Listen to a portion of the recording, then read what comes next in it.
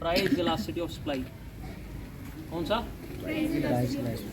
देखो, जो theory of supply थी वो हमें ये बता रही थी पॉजिटिव रिलेशन के बारे में, प्राइस और क्वांटिटी सप्लाइड के बीच में, कि जब जब किसी कमोडिटी का प्राइस बढ़ता है उसकी क्वांटिटी सप्लाइड बढ़ जाती है, और जब जब प्राइस घटता है क्वांटिटी सप्लाइड घट जाती है। यानी कि एक सेलर जो है वो ज़्यादा रेट पर ज़्यादा क्वांटिटी सेल करने के लिए तैयार रहता है, कम रेट पर कम क्वांटिटी सेल करना चाहता है क्योंकि रीज़न है प्रॉफिट। ठीक है, लेकिन अब इस चैप्टर में या इस टॉपिक में हम ये देखेंगे कि कितना जो इन टर्म्स ऑफ परसेंटेज हम देखेंगे कि कितना इफ़ेक्टिव है, या कहें कि हम क्वांटिटेटिव मेजरमेंट करेंगे। परसेंटेज चेंज अगर प्राइस में आता है तो कितने परसेंट चेंज आएगा क्वांटिटी सप्लाइड में। ठीक है, तो हम इसको अगर डिफाइन करना चाहें तो इस तरह से लिख सकते हैं, प्राइस इलास्टिसिटी ऑफ सप्लाई को PES से लिख सकते हैं हम, PES, P for price, E for elasticity, S for supply, price elasticity of supply. तो कैसे इसको एक्सप्लेन करेंगे? It refers to the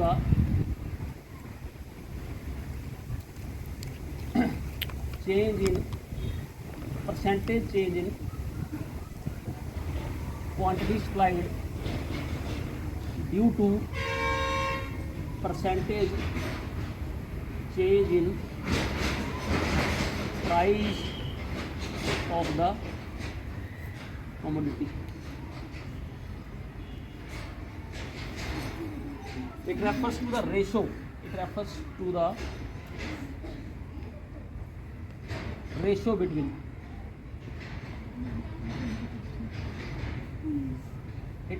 the ratio between percentage change in quantity supplied due to percentage change in price of the commodity.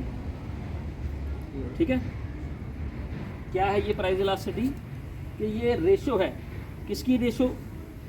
जो percentage change आया quantity supplied में, किसकी वजह से आया? परसेंटेज चेंज इन प्राइस की वजह से।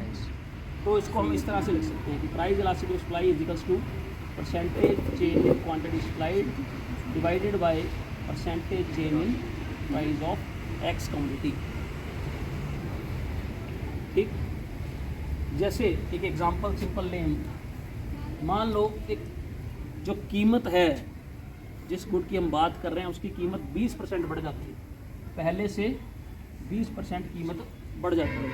उसकी वजह से जो क्वांटिटी सप्लाइड है वो 40% बढ़ जाए, कि पहले से 40% ज़्यादा बेचने के लिए तैयार हो जाए इस बढ़े हुए प्राइस पर। तो अगर इसको हम निकालें तो सोल्व करके आंसर आया 2/1, यही आया ना, 2/1 आया। 40 को 20 से डिवाइड करेंगे तो 2/1 आएगा, कोई प्रॉब्लम नहीं इसको समझने में। अब इस 2/1 का मतलब क्या बना कि अगर 1% चेंज आता है प्राइस में तो दुगना चेंज आ जाएगा किसमें? Quantity supply. 2% का चेंज आएगा क्वांटिटी सप्लाई। तो इस केस में हमारे पास प्राइस इलास्टिसिटी ऑफ सप्लाई का आंसर कितना आया? 2। क्लियर है? प्राइस इलास्टिसिटी ऑफ सप्लाई कितनी आ गई? 2। कोई परेशानी नहीं। अब इसकी थोड़ी सी इलैबोरेशन देखते हैं। अब हम ये देखना चाहते हैं कि percentage change in quantity supplied को निकाला कैसे जाए, कैसे फाइंड आउट कर सकते हैं हम quantity percentage change in quantity supplied को। सिंपल सा मैथमेटिक्स है। इसको कैलकुलेट करने के लिए आपको क्या करना है? Q1 minus Q0 divided by Q0 कर देना है और इंटू 100 कर देना है। अब ये Q1 क्या है? क्या होना चाहिए? Q1 क्या होना चाहिए? Previous quantity. Q1 quantity old quantity या प्रीवियस कह लो या ओल्ड कह लो, ठीक है। तो Q0 या Q0 क्या है? Old quantity. Q1 क्या है? New quantity. अब एक एग्जांपल लेते हैं। If quantity increases from 50 to 70 units, तो परसेंटेज चेंज इन क्वांटिटी क्या है? Percentage change in quantity supplied क्या होगी? तो इसमें रख के देखें हम। तो अब न्यू क्वांटिटी क्या है?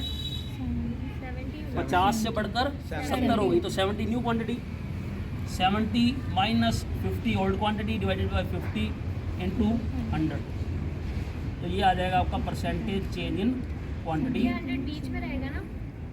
है ये 100 बीच में रहेगा ना? डिवाइड के सामने, ठीक है, या ऊपर कह सकते हो, ऊपर। ऊपर? हाँ, इतनी बात क्लियर है? Yes sir. अब इसको सॉल्व करें हम।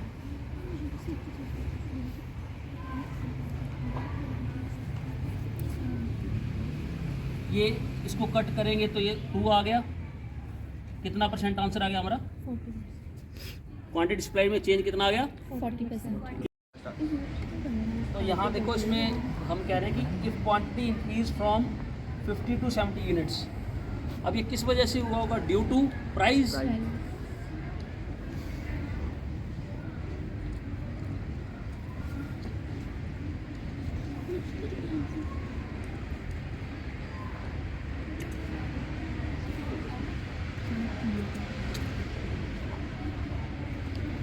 किस वजह से हुआ?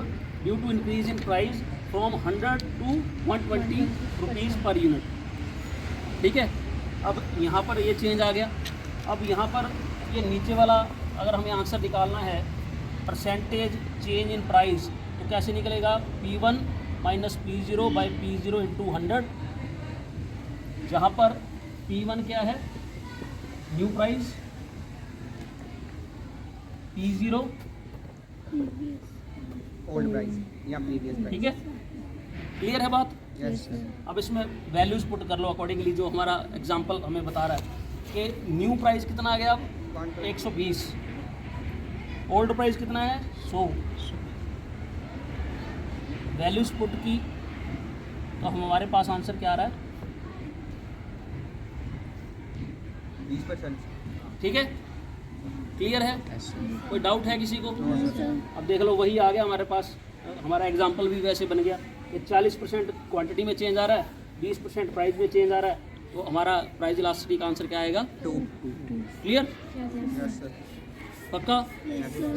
क्लियर है टॉपिक? Yes, sir. कोई कंफ्यूजन है किसी को तो बताओ मुझे। चलो ठीक है।